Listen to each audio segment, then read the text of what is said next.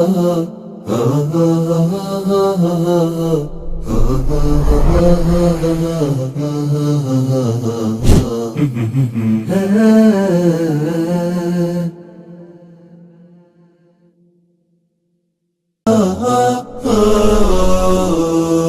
زلت في دفاتري قصيدة،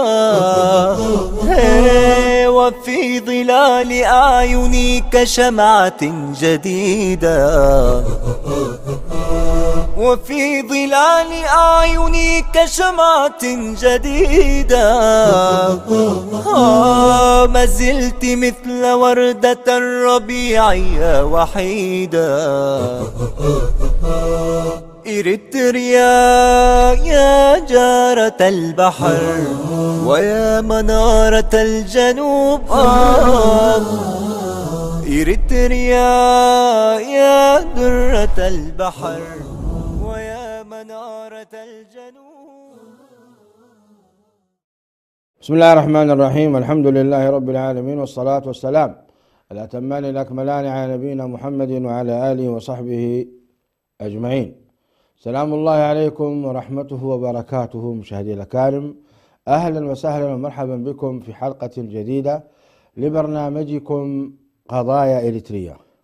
سنواصل اليوم حديثنا حول ما يتعلق بأزمة الثقة، ولكن اليوم سينصب الحديث على غياب القوي الأمين.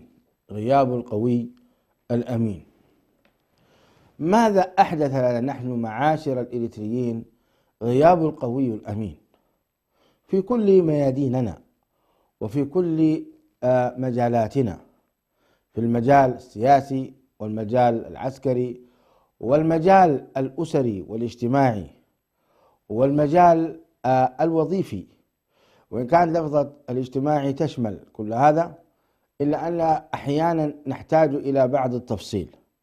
غياب القوي الأمين، إن خير من استأجرت القوي الأمين. في الآية الكريمة يا أبت استأجره إن خير من استأجرت القوي الأمين. أصبحت هذه العبارة قاعدة تتداول في جميع الشركات والمؤسسات، وتتداول أيضا في اختيار الأنسب حتى في مجالات الأحزاب السياسية وغيرها، يقال القوي الأمين. فمن هو هذا القوي الأمين؟ وكيف نختاره؟ وكيف ممكن للإنسان أن يتحصل على صفات القوي الأمين؟ وهل مر على إريتريا القوي الأمين أو لا؟ كل هذه الأسئلة نطرحها بين يديكم مشاهدي الأكارم على فضيلة الشيخ الدكتور حسن سلمان، الضيف الدائم معنا والباحث في القرن الأفريقي، فباسمكم جميعا نرحب به ونبدأ النقاش والحوار على بركة الله. الشيخ حسن، قال الله عز وجل إن خير من حكاية عن ابنة شعيب عليها وعلى نبينا وعلى شعيب السلام، قالت يا أبت استأجره إن خير من استأجرت القوي الأمين. بداية نريد قصة موسى باختصار حول هذا الموقف الجميل منها مع حيائها، فهي لفتة حقيقة جميلة جدا نريد أن نستفيد منها، ثم سنخوض بعد ذلك في عمق معنى القوي الأمين. الحمد لله رب العالمين، والصلاة والسلام على رسول الله الأمين وعلى آله وصحبه أجمعين، أما بعد. قصة موسى عليه السلام هي من القصص المتكررة كثيرا في كتاب الله سبحانه وتعالى، ولعلها أكثر رسول ذكرت قصته وقصة قومه في كتاب الله سبحانه وتعالى من حيث ورودها وتكرارها. ولا شك هي من القصص المهمة والملهمة والتي يستفيد منها الإنسان في كثير من مسيرة حياته، لأنها شملت كثير من التحولات، خاصة في المجتمعات المستضعفة التي تعيش تحت الطغيان والاستبداد، وكيفية التحرير والتحرر من هذا النمط. فقصة موسى عليه السلام، نعرف أن موسى عليه السلام تربى في قصر فرعون بسبب أن فرعون استعبد بني إسرائيل، وكان يذبح أبناءهم ويستحيي نساءهم، وكان من المفسدين. لكن في العام الذي ولد فيه على كل موسى عليه السلام كان فرعون سلك سياسة أنه في عام يقتل فيه الأبناء وفي عام لا يقتل فيه الأبناء. ففي هذا العام الذي ولد فيه موسى كان العام الذي يقتل فيه الأبناء، فاضطرت والدته أن ترمي به بوحي من الله سبحانه وتعالى، ألهمها الله وحي الإلهام بأن ترمي به في البحر، وربط الله على قلبها ورمته في البحر. والقصة معروفة إلى أن استلمته زوجة فرعون وقالت تريد أن نتخذه ولدا عسى أن ينفعنا أو نتخذه لا ولدا، تقتلوه عسى أن ينفعنا أو نتخذه وهم لا يشعرون. وكبر موسى عليه السلام وكبر في القصر، وكانت بنيته قوية. موسى عليه السلام كانت بنيته قوية، ويبدو أنه لم ينسى اضطهاد قومه وهو يعيش في القصر، لكن لم ينسيه ذلك واقع قومه، واقع بني إسرائيل، لأنه طبعا عاد إلى أمه ورضع منها، وكان على كل كما يقال بين القصر وبين الأم. ففي يوم من الأيام وجد واحد من بني إسرائيل في عراك ومشاجرة مع واحد آخر من غير بني إسرائيل من القبط، فاستغاثه الذي من شيعته، هذا الذي من بني إسرائيل، على الذي من عدوه. فجاء موسى، وموسى كما ذكرنا قصة استواء موسى في بنيته وردت في القرآن، بلغ أشده واستوى. هذا الاستواء استواء في البنية الجسمانية، فموسى عليه السلام كان رجلا عظيما في بنيته، فضربه ضربة واحدة فمات الرجل. على كل بدأ بعد ذلك السلطة كما يقال تتحسس موسى، ووجد الخبر أنهم يتحسسونه ويبحثون عنه ففر منهم، ففررت منكم لما خفتم. وفي هجرته على كل خرج من مصر إلى أرض اللي هي أرض شعيب عليه السلام، وهناك مدين، وجد هناك أمة من الناس يسقون كحالة الرعاة في كل منطقة. هنالك تجد مثلا في الخيران يعني يحفرون بئرا والكل يعتمد على ماء هذه البئر. فموسى عليه السلام ورد على ماء مدين فوجد أمة من الناس يسقون، ووجد من دونهم امرأتان.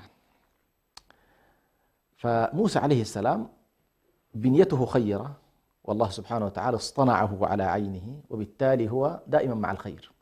فرأى أن هاتان امرأتان تحتاجان إلى معاونة وإلى مساعدة، فتكلم معهم في وضعهم فأخبرتاه بأن والدهما شيخ كبير ولا يسقيان حتى يصدر الرعاء ويتحركوا. بعد ذلك يجدون أو تجد هاتين المرأتين فرصة لسقي ما بقي.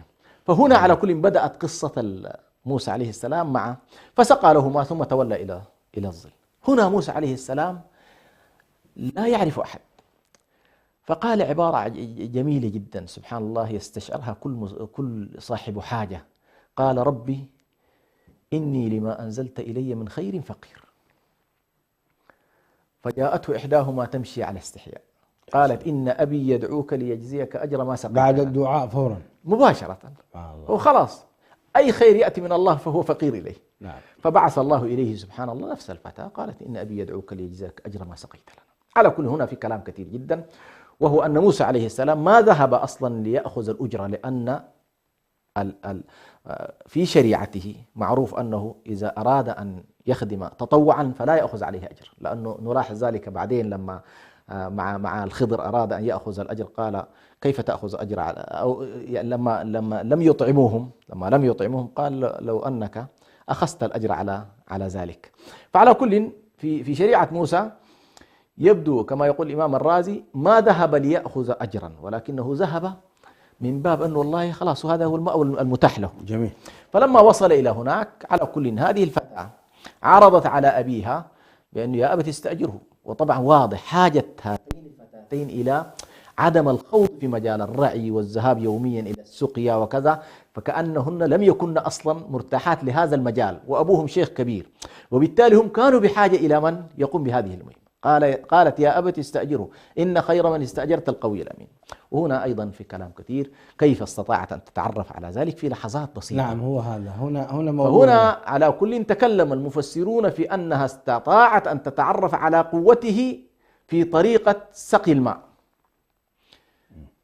لما أنت تنزل الدلو وتسقي وترفع وتنزل هنا تتبين قوة الشخص. ما قيل في هذا أن ثمة حجر كبير نعم. دفعه موسى بيده، أنا سمعت هكذا أو قرأت. هي على كل لها علاقة بالمسألة بتاعت السقيا، المسألة نعم لها علاقة نعم ولها وبنيته قوة وأنه تدل له على أنه صخرة. قوي. نعم فاكتشفت على كل أن موسى عليه السلام قوي. أما أمانته أيوة. قالت لما جئت إليه وأخبرته فعرف أني امرأة، قالت ما رفع بصره إلي، ظل يحدثها وهو يقض بصره، ثم قال لها أنا سأذهب أمامك وأنت أشيري إلي بالحجارة. نعم. فأدركت أن هذا الرجل أمين. هنا جانب القوة في بسطته وواضحة من حيث البسطة، يعني أنا ذكرت في البداية أنه يعني بلغ أشده واستوى، هذا الاستواء هو بسطة في الجسم. موسى عليه السلام كان قوي.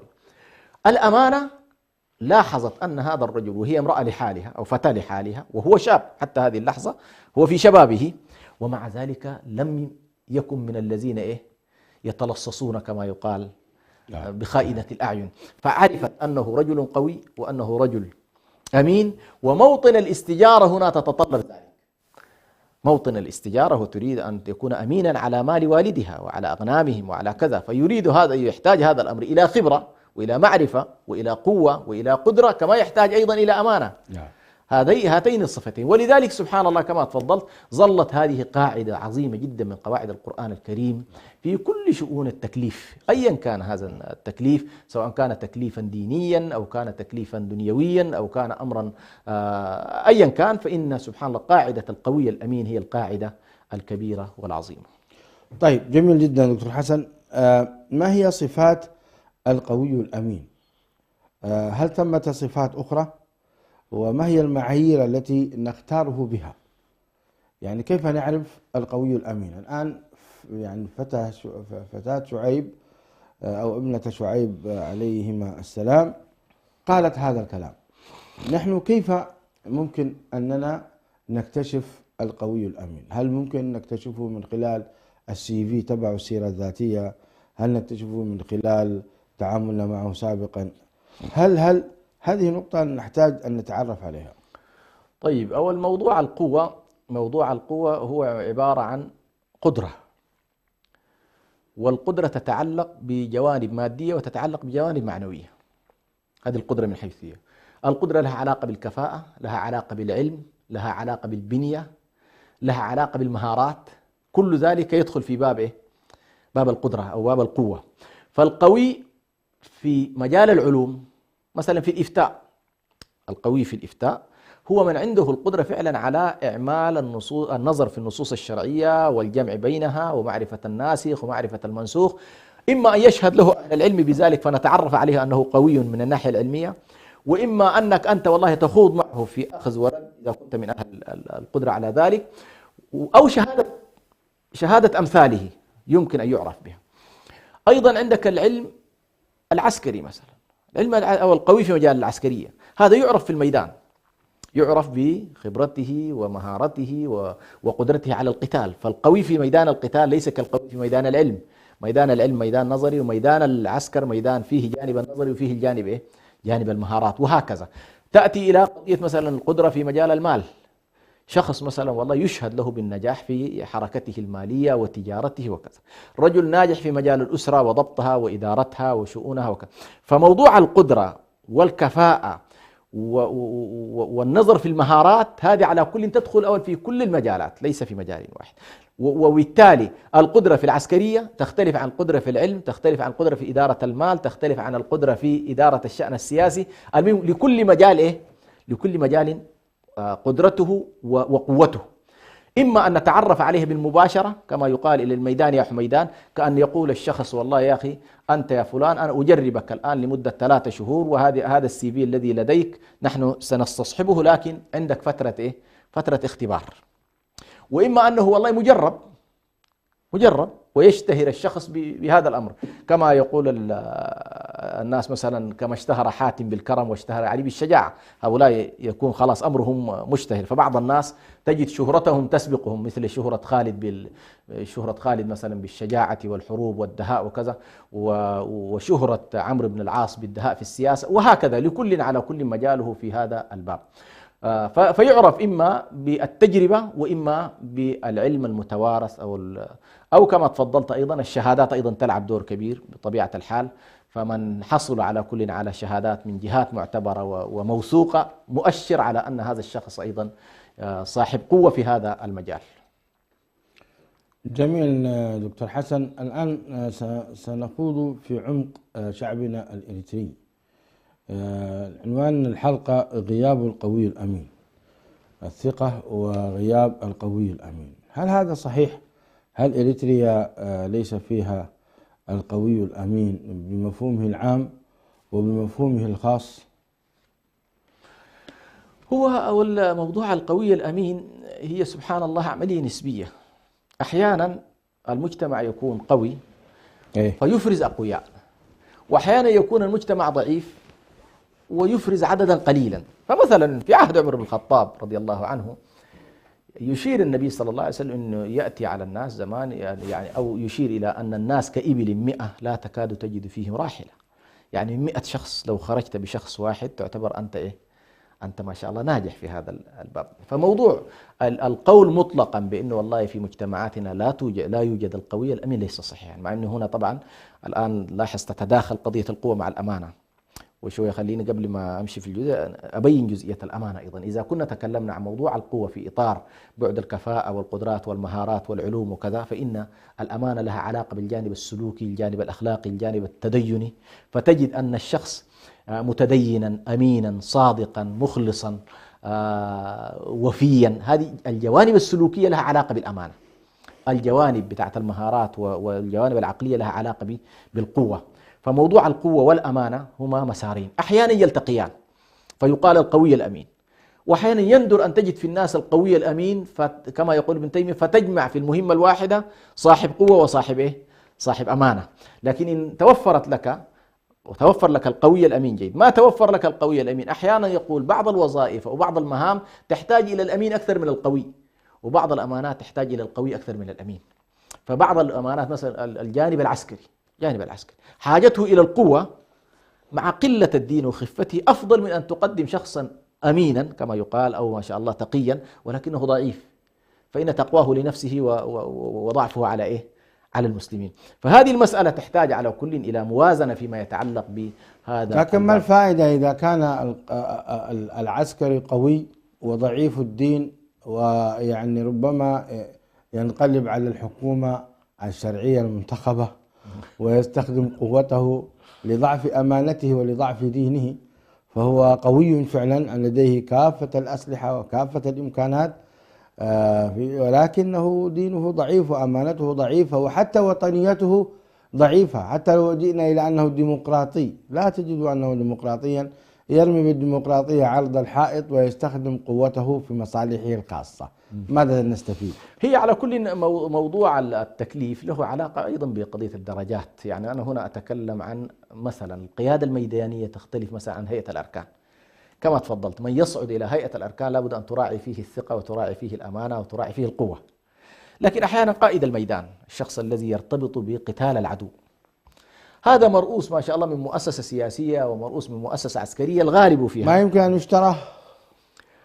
هو إذا وصل موضوع أنك أنت والله يعني لا تتوفر فيه الحد الأدنى من الأمان، هذه إشكالية أصلا. لكن أنا أتكلم عن أنه هنالك حد معين لا بأس به، يعني كما أسميها الآن أنا تقوى الإسلام موجودة أن يتوفر فيه تقوى الإسلام وهو اجتناب المحرمات مثلا والإتيان بالواجبات. لكن قد لا يكون من أهل النوافل ولا من أهل تقوى الإيمان. تقوى الإيمان هذه مراحلها متقدمة وتقوى الإحسان مراحلها. بعض العسكر يا شيخ حسن لا يصلون، لا هذه طبعا ولا يعتمرون ولا يحجون. لا هؤلاء يكون عسكري. هذا طبعا كارثة على الأمة، هذا لا ليس مؤتمن. لا أنا أتكلم مثلا عن شخصية مثل خالد بن الوليد مثلا، شخص أمين بلا شك، لكنه علميا ليس لا يصنف أنه من أهل من أهل العلم، ولا يصنف أيضا مثلا هو من أهل الزهد المعروف كما هو عند الصحابة. هو الجنرال عليك النور. لكن سبحان الله في هذا الباب مخلص للقضية الكلية والرؤية الكلية عنده واضحة، لكن تغيب عنه أحكام تفصيلية وكان يخطئ لكنه أمين. صحيح هذه هي. فهو أمانة في الدين أبدا، عمره ما تحالف مع الكفار ضد المسلمين. هذا هو الحد الأدنى. عمره ما نزل نعم صحيح. عمره ما مثلا يعني راعى المشركين في على حساب المسلمين. عمره أبدا. بالعكس، هو سيفه كان يعمل أحيانا بالخطأ يعني أي والله. فهو ما في كلام، لكن ما قصدته هو أن الوظائف تتفاوت صحيح. مع صحيح. وجود الحد الأدنى من العدالة. أصلا صحيح. إذا العدالة غير متوفرة، عدالة غير متوفرة لا، لكن في بعض الوظائف العدالة مطلوبة فيها عدالة كبيرة، والكفاءة قد تكون. هل التربية لها دور شيخ حسن في إخراج القوي الأمين؟ يعني مثلا عمر بن الخطاب، هل هو خلق اكتسبه من خلال يعني قبيلته أو جبله الله عز وجل عليه؟ عمر يعني فيه صفتان: قوة وأمانة، نعم أليس كذلك؟ صحيح. كيف ذلك؟ القوة والأمانة، والقوة عنده طبعا أكبر، كما قال النبي صلى الله عليه وسلم: أرأف أمتي بأمتي أبي بكر وأشدهم في دين الله عمر. يا سلام. فكون والله يشير إلى أن القوة والشدة عند عمر أقوى من الشدة والقوة عند أبي بكر، مع أن الرأفة عند أبي بكر أقوى من وهكذا الصحابة كان النبي صلى الله عليه وسلم يوزعهم عليه الصلاة والسلام. فهنا على كل موضوع القيادة أو القوة والأمانة في جانب فيه مكتسب، وفي جانب سبحان الله يهب الله سبحانه وتعالى لمن يشاء. كما قال عبد الله بن عمر: فيك خصلتان يحبهم الله. فحمد الله أنه جبل على خصال محمودة. فبعض الناس الله سبحانه وتعالى يجعلهم أقوياء، أهل عزيمة، أهل شكيمة، أهل شدة، أهل بأس، وبعض الناس يجعلهم أهل رقة، لاحظت؟ وأهل يعني إذا أنت عندك مفاوضات تريد الصلح فترسل أهل الرقة والسلام، وإذا عندك لا ترسل هناك أهل الدهاء طبعا. هناك في المفاوضات ترسل عمرو بن العاص، داهية العرب مثلا. هذا داهية العرب إذا كان يعني تريد مثلا أن يتم الأمر لصالحك بذكاء، لكن أنت تريد سلام. تريد سلام، من ترسل؟ طبعا لا يصعب أن ترسل مثل عثمان بن عفان مثلا. أي واحد مسالم مسكين يعني صحيح. وإذا أردت أن تقيم الحرب أو تريد أن تقطع ترسل صاحب الشدة، علي بن أبي طالب. مثلا ترسل علي بن أبي طالب. الله المستعان. نعود إلى إريتريا بلادنا. نعم. غياب القوي الأمين. خلينا نتكلم الشيخ حسن حول النواحي الاجتماعية. هل نحن فعلا يغيب عنا القوي الأمين؟ إن الشعب الإريتري معروف بأمانته في الحقيقة، لذلك يعني اكتسب ثقة كثير من أصحاب الشركات، وأيضا في الجانب النسائي سيدات القصور يثقن في الإريتريات كثيرا، وهذه الصفة انتشرت في الحقيقة في دول الخليج بل حتى في أوروبا. الإريتري ولله الحمد إذا يعني أسندت إليه مهمة فإنه في الغالب أمين، في الغالب أمين. يعني لو جينا نبحث عن الجنائيات في شرط دول الخليج مثلا، نجد أن معظم الإريتريين قضاياهم ليست قضايا سرقات ولا قضايا مشاغبة ولا قضايا قتل، وإنما في الغالب تكون قضايا شهوات إما نسائية وإما شهوات يعني في مشروبات. تعليقكم حول هذا، من أين أتى الشعب الإريتري هذه الصفة الجميلة أنه فعلا شعب أمين؟ وهل هذا يعني هو حاصل في الجميع أو ربما تكون هناك بعض الاستثناءات؟ يعني أعني طيب إذا كنا نحن بهذه الأمانة، لماذا هذه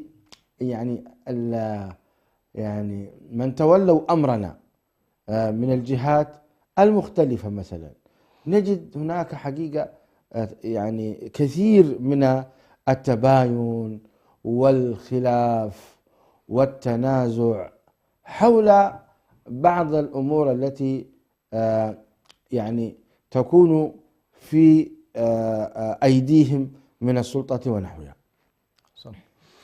أولا خلينا نربط بين السؤال اللي فات والآن، السؤال كلاهما مكمل بعضهم البعض، يعني اللي هو القوة والأمانة. هل الشعب الإريتري أصلا فيه أقوياء أم لا؟ أيوة. يعني هذا الموضوع صراحة مهم جدا، لأنه كثيرا ما أحيانا جلد الذات يجعلنا لا نرى الوجه الناصع في تاريخنا. فأنت مثلا عندما تنظر إلى تاريخ الشعب الإريتري من مرحلة تقرير المصير ولحظة تشكل الرابطة الإسلامية ثم نشأة جبهة التحرير الإريترية وأنت ماشي على مسيرة الثورة حتى الاستقلال، ستلاحظ بأن هذا الشريط الطويل فيه جملة من الرجالات تصلح تماما لأن وجودهم كافي في مثل الشعب الإريتري أن تقول بأن هنالك فعلا كان أقوياء في الشعب الإريتري. فمثلا لما تأتي إلى شخصية أمثال عبد القادر الكبيري، شخصية أمثال مثلا إبراهيم سلطان في فترة الرابطة، ستلاحظ القوة الكبرى فيما يتعلق بالرؤية السياسية والمواقف والصمود، حتى منهم من دفع حياته ثمنا في التمسك بقوة موقفه وقوة مبدئه. فالشخص الذي يدفع ثمن حياته لا يمكن أن تصفه بأنه والله ليس قوي ولا أمين. هؤلاء كانوا في قمة الأمانة لقضيتهم وفي قمة الأمانة أيضا وفي قمة القوة أيضا تمسكا بقضاياهم، وهم الذين يمكن أن يحسب إليهم الآن الدولة الإريترية. يعني فكرة الدولة الإريترية تحسب من تلك الفترة اللي فعلا صمدت فيها جميل. قيادات الرابطة. صحيح. ثم بعد ذلك جاء مثلا القائد الفز حامد إدريس عواتي مؤسس الثورة الإريترية. هذا ما في أحد يشك في أنه كان قويا كان قويا أمينا لقضيته وقويا أيضا في أطروحاته. وأنت ماشي عندك مجموعة ضخمة من شهداء الثورة الإريترية عرفوا بأنهم فعلا كانوا أقوياء فيما يتعلق بالحروب والمعارك. تأتي في هذه الجزئية مثلا ستلاحظ بأنه والله كم من الذين خانوا قضيتهم الوطنية، ستلاحظ عدد بسيط جدا مقارنة مع الثورة كثورة. يعني ثورة بحجم الثورة الإريترية فيها 30 سنة، لما تسمع كم من الأفراد الذين بعد أن دخلوا الثورة التحقوا مرة أخرى بالعدو الأثيوبي، ستجد هذه المسألة شبه نادرة أو تكاد تكون لا تذكر في التاريخ. إذن أنت وطنيا يمكن أن نقول بأن الشعب الإريتري فيما يتعلق بسمات القوة والأمانة فيه أقوياء وفيه أيضا فيه أمناء على هذه القضية، إلى أن وصلت الناس المهم في النهاية بفضل الله سبحانه وتعالى المشروع الوطني الإريتري وصل إلى أنه وصل إلى أن يعلن دولته المستقلة. تبدأ بعد كده والله هل الذين وصلوا بعد ذلك إلى سدة الحكم كانوا أمناء على هذا المشروع بحيث والله يستكمل، لأن المشروع له أهداف، له طبيعة، له رؤية، له كذا، هذه قضية أخرى. لكن أنا ما أريد أن أقوله هذه الصورة الجميلة والممتازة لقياداتنا واللي إلى اليوم الشعب الإريتري يفتخر بهم في شخصياتهم، يعني قيادات لها تاريخها الناصع زي ما ذكرت لك في بطولات عسكرية، في بطولة عندك عبد الله إدريس، عندك عثمان صالح سبي، عندك أحمد ناصر، قيادات على كل سياسية وقيادات عسكرية كبيرة جدا في الشأن الإريتري. كل هؤلاء أنا في تقديري يصنفون بأن الشعب الإريتري ما كان فعلا خاليا من عناصر القوة وعناصر عناصر الأمانة، بل بالعكس يعني هؤلاء قدموا كل ما يستطيعون في هذا الجانب. قصة الجزئية الثانية موضوع إنه الإريتري فعلا أمين، هذه الجزئية حقيقة أنا كثيرا ما أفكر في قول النبي صلى الله عليه وسلم اذهبوا إلى الحبشة فإن بها ملكا لا يظلم عنده أحد وهي أرض صدق. فهنا تأتي قضية وصف المكان وتأثير المكان على الإنسان. فالنبي صلى الله عليه وسلم مثلا يصف اليمن بأن الإيمان يماني والحكمة يمانية، فيقال بأن والله أهل اليمن فيهم الحكمة وفيهم الإيمان مثلا. جميل. أيضا موضوع الصدق وله علاقة بالأمانة بطبيعة الحال. هذه الأرض وصفها النبي صلى الله عليه وسلم بأنها أرض صدق. فهل أحيانا أتساءل هل والله للمكان تأثير لأن الله يخلق ما يشاء ويختار. نعم. يخلق من الأماكن ويضع لها خصائص، يخلق من الأزمنة ويضع لها اختيارات، ويخلق من الآدميين ويضع فيهم صفات. فتجد سبحان الله الشعوب تتوزع الأخلاق، فهنالك من الشعوب من تشتهر بالشجاعة، ومن الشعوب من تشتهر بالأمانة، ومن الشعوب من تشتهر بالصدق، من الشعوب من تشتهر بالكرم. مثلا الآن يتكلم الناس عن كرم الشعب السوداني مثلا، تجده شعبا شعبا كريما.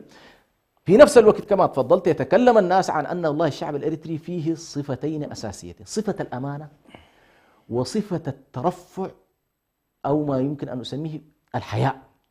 نادرا ما تجد مثلا الإريتري يسأل الناس في المساجد مثلا. صحيح. هذه قضية معروفة، حتى أحيانا لا يجد ما يأكله لكن تجده عفيف لدرجة ما يحرص أن يكون مثلا منه، مع أن اللجوء والهجرة وكذا تخلي الإنسان يمشي في هذا الاتجاه، لكن تجد الإريتري سبحان الله إنه لا، ما يحاول يسأل الناس، بل أحيانا تجد هذه الإشكال حتى في أبنائنا، تجد الابن يستحي يسأل والده.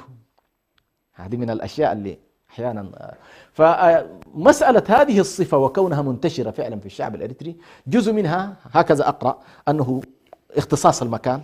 الجزء الثاني التربية أيضا الموجودة داخل الشعب الأريتري، وخصوصا المجتمعات القبلية تورث أخلاقيات لها علاقة أيضا بهذا الجانب، اللي هو ما نسميه نحن بقانون العيب. تجد أنت صغير كثير من القيم ترسخ فيك بقانون إيه؟ قانون العيب. قانون العيب إذا أخطأت على الجار، قانون العيب إذا سرقت، قانون العيب إذا خنت الأمانة، قانون العيب إذا كذا، وخصوصا مجتمع محدود في نهاية المطاف. فالشخص أحيانا يضع قانون العيب أمامه، وأحيانا قانون الشرع أمامه.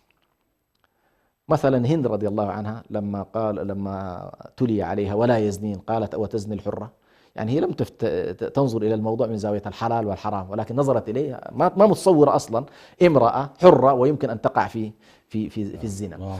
فهذا الموضوع أيضا له علاقة في تقديري بالنشأة، بالتربية، بالتركيبة الاجتماعية للمجتمع، انتساب الناس إلى عوائل معروفة وإلى قبائل معروفة.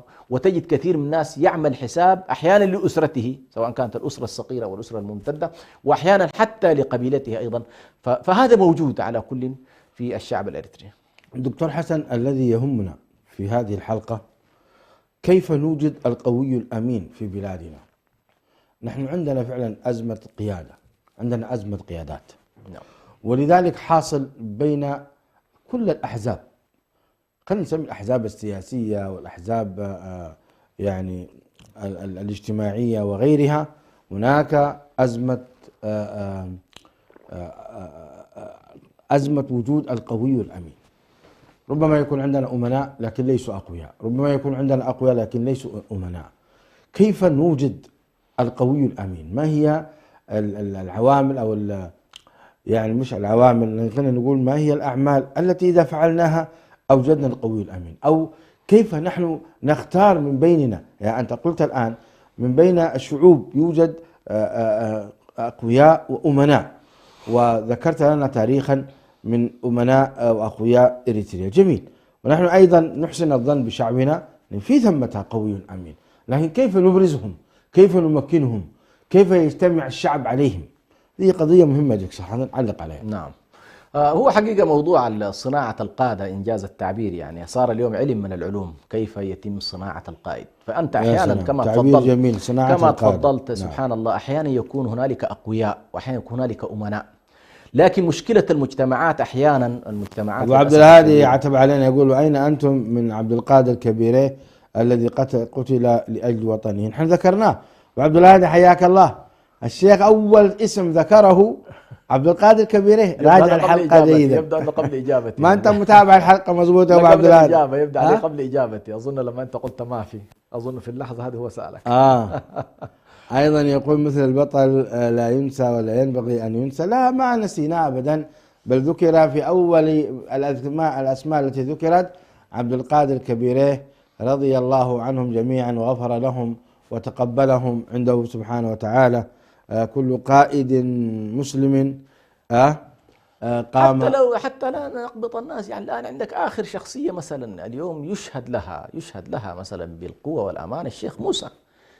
هذا الذي وقف مثلا، وقف في وجه الطغيان وقال كلمة حق عند سلطان جائر ومات في سجن. فهذه مسيرة حقيقة لا يمكن أن نحن اليوم، وعندنا كم من السجناء وكم من المعتقلين، وكل هؤلاء ينسبون في النهاية حقيقة إلى القوة وإلى الأمانة وإلى الوفاء لشعوبهم يعني. أما بالنسبة لمسألة إنه كيف يصنع القائد، فهذه حقيقة علم من العلوم شيخ برهان، له علاقة أحيانا الشخصية. قد تكون هنالك شخصيات عندها قدرة، عندها أمانة، عندها قوة، عندها الكاريزما المؤهلة لأنه والله يمكن أن يبرزون. لكن المشكلة المجتمع المتفتت يضعف فيه القوي. يعني مثلا حتى نضرب نموذج. هل هنالك يمكن أن يأتي قائد أفضل من موسى عليه السلام؟ لا. موسى عليه السلام كريم الله، مش كده؟ وقوي، ولا ينازع في قوته ولا في أمانته. ومع ذلك ما استطاع أن يصل بقومه إلى بيت المقدس. أتعبوه وأرهقوه في النهاية، قالوا اذهب أنت وربك فقاتلا نهى هنا. فشوف أحيانا رغم أنهم رأوا الآيات العجيبة، أيوة، والله عز وجل قسم لهم البحر قسمين، كل شيء رأوا الآيات. يعني هؤلاء كانوا يقولوا مثلا رأوا البحر كالطود العظيم كالجبل العظيم. نعم. ومع ذلك خالفوه. لما رأوا كل ذلك، وبعد ذلك الله يقول لهم ادخلوا عليهم الباب فإذا دخلتموه فإنكم غالبون. وما يكون من هؤلاء إلا رجلين أنعم الله عليهما الله، نسأل الله أن ينعم علينا شيخ نسأل الله حسن. ينعم. فأنا ما أريد أن أقوله ليست أحيانا الأزمة في أزمة القيادة، قد يكون في قائد، وهذا القائد مهمته أحيانا كانت مهمة موسى وهكذا أقرأها، مهمة كأنما أخرجهم من بني إسرائيل وأهلك الله بسبب جهاده فرعون عليه العين، لكن بنية المجتمع بعد كده عشان يتحول هذا المجتمع إلى مجتمع موسى لن يكون فيه. هل تؤيدني أن القوي الأمين نعمة من نعم الله؟ ما في كلام. وجود نعمة القوي الأمين نعمة من نعم الله وجمع لا ما في كلام. ما في كلام. نعمة من نعم الله أن الشعب والله أن يلهمه الله سبحانه وتعالى قائدا، وأن يكون هذا القائد فعلا تلتف حوله القلوب. يعني هي من نعم الله سبحانه وتعالى أن الله يجمع قلوب شعب على قائد. على قائد سبحانه. هذه من نعم الله. وحتى النبي صلى الله عليه وسلم قال لو أنفقت ما في الأرض نعم. جميعا ما هو ألفت. الذي أيدك هو الذي بنصره. أيدك بنصره وبالمؤمنين. لو أنفقت ما في الأرض جميعا ما ألفت بين قلوبهم ولكن الله ألف بينهم. فهذا من نعم الله أن الشعب يؤلف، والعياذ بالله يحرم الشعب من التأليف بذنوبه أيضا. أحيانا إذا كان هذا الشعب عنده من الذنوب والمعاصي تجد بسبب ذنوبه وبسبب معاصي يحرم من هذه النعمة للأسف الشديد. وأحيانا تكون مسألة البغضاء والشحناء والأزمات المتتالية أيضا تلعب دور. فعلى كل أنا أقول أحيانا المجتمعات تفشل في أن تصنع قائد. ذات مرة في بداية مجيء قاعدة مثل ما تكون يولى عليكم. نعم. وكذلك نولي بعض الظالمين بعض مما كانوا يكسبون. بلا شك بلا شك. سبحان الله. وفي سبحان الله المجتمعات نوعين، في مجتمعات متشاكسة قياديا وفي مجتمعات منسجمة قياديا. يعني بعض المجتمعات تجدها، وهذه المجتمعات العجمية تحديدا، مجتمعات العجم إذا وجدوا قائد يلتفوا حوله حتى النهاية. أذكر عند بدايات مجيء أردوغان ناقشت أحد المشايخ رحمه الله توفى الآن. فوقتها كنا نتناقش حول أردوغان إمكانية أن ينجح أو لا ينجح. فعلى كل حصل نقاش بيني وبين أحد المشايخ، فأنا ملت إلى أن والله تجربة أردوغان أنا أتصور، قلت له أنه سيفكك بنية العلمانية. والشيخ كان مختلف معي في هذا الموضوع، ثم قال لي يا أخي بغض النظر نتفق أو نختلف حول الرجل، لكن أريد أن أقول لك شيئا. قلت له ما هو؟ قال الشعب التركي سيبلغ بهذا الرجل إلى منتهاه. قلت له ليش؟ قال لي لأن الأتراك يؤمنون بالزعامة. يا سلام. لاحظ، قال نحن العرب مشكلتنا ما نؤمن بالزعامة، نحن كلنا زعماء. هذه واحدة من إشكالات الشعب الإريتري فيما تثبت عروبته. هو تجد أنه والله كل واحد داير يكون زعيم. أيوة. المجتمعات التي تؤمن بأن والله بقائها ووجودها مرهون بأن تكون لهم ولاية، أن تكون لهم سلطة، أن تكون لهم دولة، كالشعب التركي. لاحظ في كل مسلسلات الأتراك تجدهم يعظمون شأن الدولة وبقائها واستمرارها وكذا. لماذا؟ لأنه هو عقليته السيستم اللي تبرمج عنده لابد من دولة. نعم. التركي بلا دولة لا معنى له. إشكالية بعض المجتمعات ترى الدولة عنده حادثة وطارئة، وترى البنيات الأخرى عنده أقوى، فبدل الولاء للدولة وللتمسك هو يكون وليا ولاءه للقبيلة لقبيلته لعائلته وبالتالي لا نستطيع نحن أن نصنع القيادة. لكن هل بطبيعة الحال الإنسان يعني مفطور على أن يكون تابع لقبيلته وتابع لدولته أو تابع، المهم أن يكون تابعا لشيء ما؟ هو سبحان الله الصناعة هذه ما تشكل. لما أنا أقول صناعة القائد، صناعة مجتمع، صناعة كذا، حتى صناعة الأحزاب اليوم صارت كيف تصنع حزبا علم، كيف تصنع قائدا علم. صار يدرس الآن في الكليات كليات العلوم السياسية كيف أنت تستطيع أن تصنع قائد.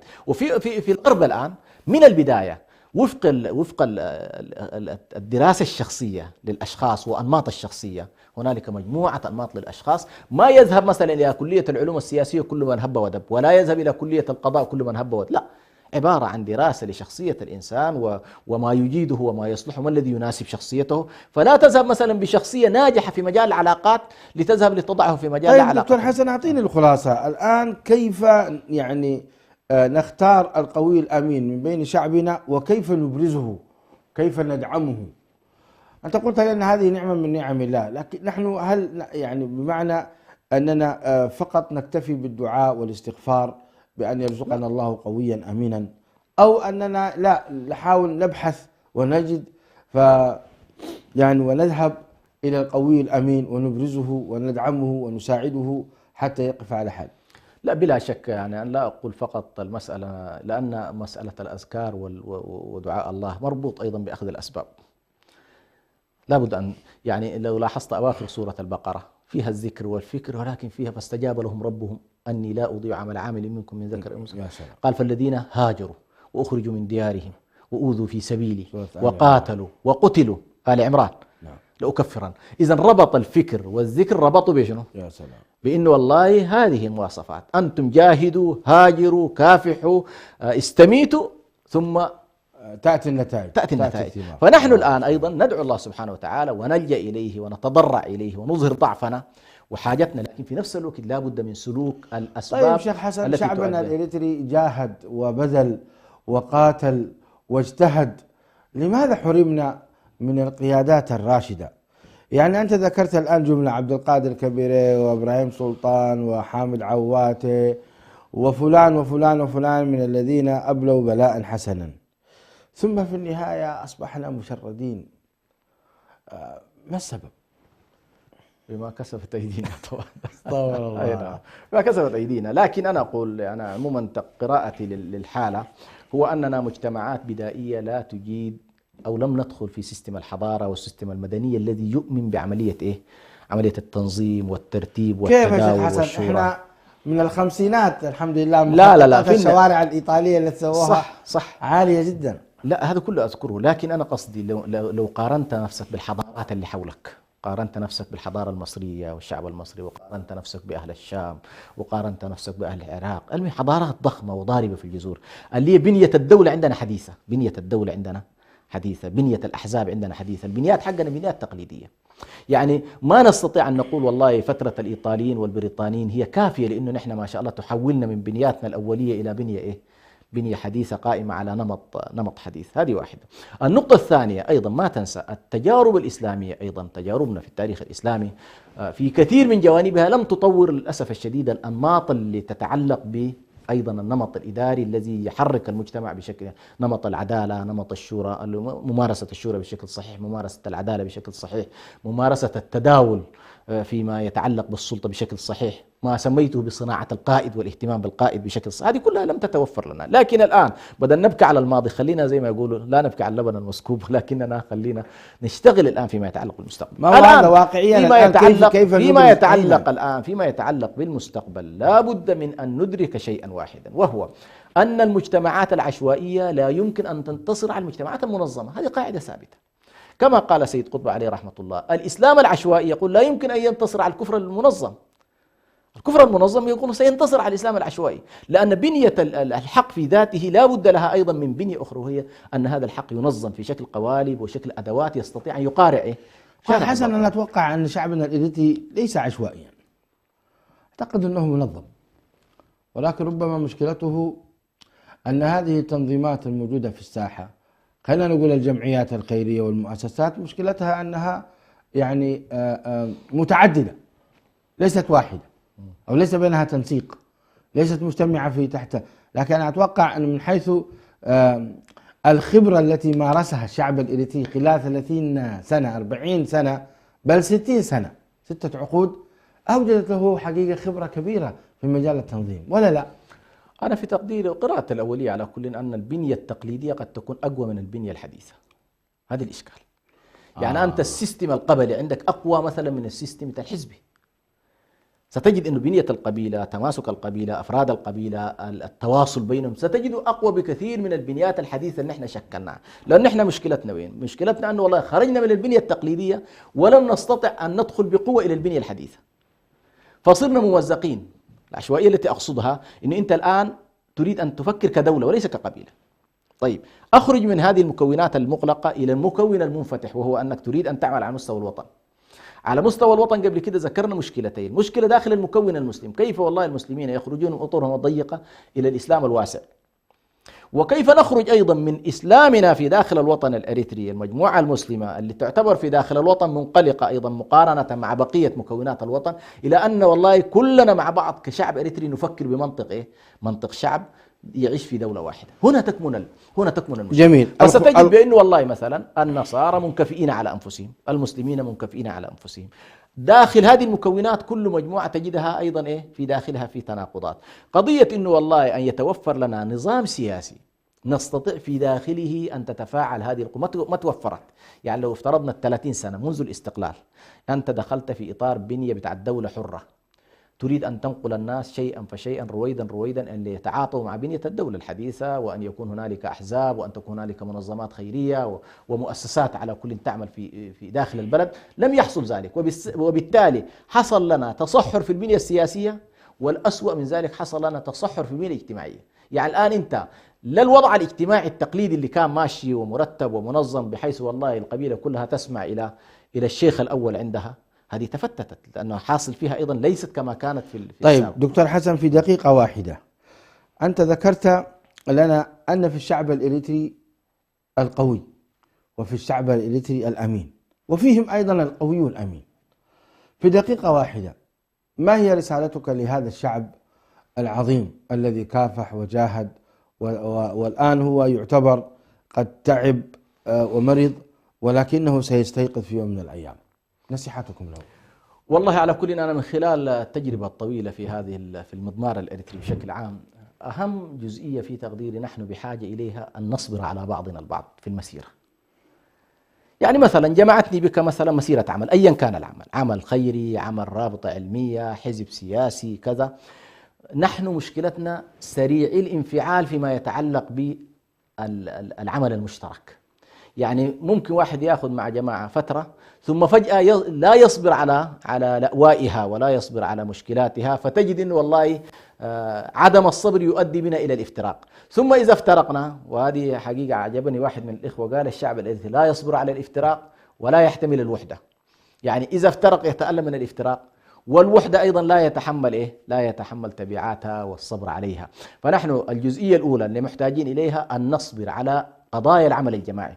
النقطة الثانية، إذا تيسر لنا قائد من القيادات أيا كان، قائد علمي، قائد دعوي، قائد سياسي، نتشبث به ونرفعه إلى الأمام، لا نحطمه.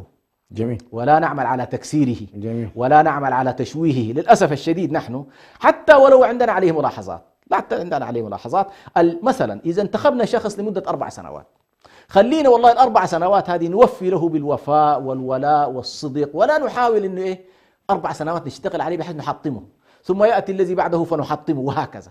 فهذا الذي حطمته وسقط لم يعد بعد ذلك قائدا. لكن لو تشبثت به وخليته يكمل دورته وظل ناجح في نظر الناس، حتى لو أزحته، أنت عندك رمز احتياطي. يا سلام. وتظل هذه من الشخصيات الرمزية تحتفظ بها. احتجت إليه مرة أخرى ترجعه. لكن لما أنا أجيبك 4 سنوات أحطمك، أشوهك، أتكلم عليك، أقول هو من القبيلة الفلانية، هو من الاتجاه هو كذا، ستلاحظ بأنك تدمر القيادات، وبعد فترة لا يبقى لديك قائد تعتمد عليه. نعم. هناك تعليق من أخونا شهنان يقول المسألة تحتاج إلى تخطيط واستثمار في شباب المستقبل. أهلا بك أخي الكريم، وكلامك صحيح. كذلك يقول نحن عندنا صورة نمطية لابد أن تتغير بالذات في المجتمع المسلم. نحن نقول السياسة نجاسة، كيف لنا أن لا نشرد؟ هذا تعليق أخونا شانان تعلقون عليه إن شاء الله. وعبد الهادي يقول قول الإسلام العشوائي، يقول فيه نظر، أقصد من ناحية التعبير، وأعتقد أنت تقصد شيخنا أن عشوائية المسلمين وليس الإسلام، ليس في عشوائية. الإسلام مكتمل. أنت قلت الإسلام العشوائي. لا. صحيح، أنت تقصد عشوائية المسلمين. عشوائية بعض المسلمين. تعليقكم على شهنان؟ أولا أنا أتفق معه في أنه فعلا نحتاج إلى تخطيط، لكن خليني برضو أسجل في هذا الجانب ملاحظة على الجيل الحالي. الجيل الحالي نتيجة التكنولوجيا ونتيجة الليبرالية ونتيجة التقنيات ونتيجة السيلفي ونتيجة الفردانية اللي تؤسسها الحالة الحضارية الموجودين فيها، للأسف الشديد لا أحد يخضع للآخر. أنا الآن متابع شبابنا، يعني تجد مجموعة تلتقي حول إذاعة، تلتقي حول برنامج، تلتقي حول، ثم بعد فترة نسمع عنها أنها انشطرت. هذه الإشكالية من خلال التحليل لها سنعود إلى فردانية الواقع المعاصر. فصار كل واحد ما شاء الله مالك قناة ومالك صفحة ويشوف نفسه أنه في هذه القناة من حقه أن يوجه، من حقه أن يقود، ويرى نفسه أنه والله مع الآخر. فأنا أقول الجيل الحالي محتاج أيضا إلى تجميع الطاقات وإلى الالتفاف حول القيادات الشبابية الناجحة. فمثلا إذا استطعنا في خلال عدة سنوات أن نبرز مثلا 50-60 شاب فيهم سمات قيادية وفيهم ما شاء الله قدرة الحشد وقدرة القيادة، يمكن إن شاء الله بعد سنوات إن شاء الله أن نرى هنالك فعلا تحول في المجتمع ونكون ساهمنا في هذا الجانب. وجزئية السياسة نجاسة طبعا هذه لا يقولها، ليس من هي قد يكون وصف للواقع، يعني ما السياسة المعاصرة التي ربما يعيشها الناس، لكن السياسة هي مهمة الأنبياء كما قال النبي صلى الله عليه وسلم: كانت بنو إسرائيل تسوسهم الأنبياء، فلا يمكن لأمر يسوسه يعني كان يقوم به الأنبياء أن نعتبره نعتبره نجاسة. جزاك الله خير دكتور حسن سلمان. مشاهدينا الكرام، حقيقة خلاصة هذا الأمر كما قال شيخنا الشيخ حسن، القوي الأمين هي نعمة من الله تبارك وتعالى. الدليل على ذلك قال الله تبارك وتعالى: لقد من الله على المؤمنين إذ بعث فيهم رسولا من أنفسهم يتلو عليهم آياته ويزكيهم ويعلمهم الكتاب والحكمة وإن كانوا من قبل لفي ضلال مبين. فنسأل الله تعالى بمنه وكرمه أن يرزقنا القوي الأمين، وأن يرزقنا أيضا الألفة والمحبة فيما بيننا، فهذه نعم، وهذه النعم لا تكون لمن يهمل في طاعة الله عز وجل ويدخل وينخرط في معاصيه. فالدائرة كلها تعود إلى قوله تبارك وتعالى: ولو أن أهل القرى آمنوا واتقوا لفتحنا عليهم بركات من السماء والأرض. فلنتقي الله ولنعد إلى ربنا سبحانه وتعالى حتى يولي الله عز وجل علينا خيارنا ويمكننا، لأن الممكن والذي يعطى السلطة ويمنع السلطة هو الله. قل اللهم مالك الملك تؤتي الملك من تشاء وتنزع الملك ممن تشاء. أسأل الله تعالى أن يتجدد اللقاء بكم وأنتم على خير. هذا أخوكم برهان يحييكم، والسلام عليكم ورحمة الله وبركاته. إريتريا يا جارة البحر ويا منارة الجنوب، إريتريا يا درة البحر ويا منارة الجنوب، من أجل